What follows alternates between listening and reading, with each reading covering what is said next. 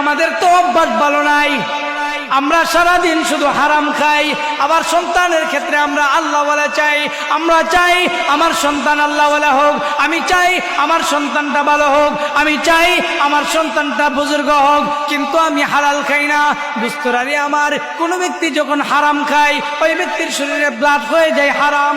কোন ব্যক্তি যখন হারাম খায় তার শরীরের ব্লাড গুলো হয়ে যায় হারাম।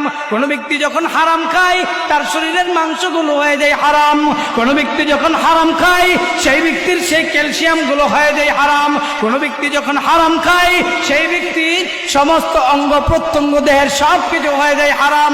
আমরা জানি মানুষের সে ভিটামিন থেকে, মানুষের সে ক্যালসিয়াম থেকে মানুষের ভিতরে বীর্য তৈরি হয়, সেই বীর্য থেকে বাচ্চা হয়। দুস্তরারে আমার, আমি যদি হারাম খাই আমার রক্ত মাংস হয়ে যায় হারাম, আমার মাংস গুস্ত হয়ে যায় হারাম, আমার ক্যালসিয়াম গুলো হয়ে যায় হারাম। হারাম সে খাবার থেকে আমার সে বীর্যগুলো তৈরি হয় হারাম, আর হারাম বীর্য থেকে আমার সন্তানও হয় হারাম।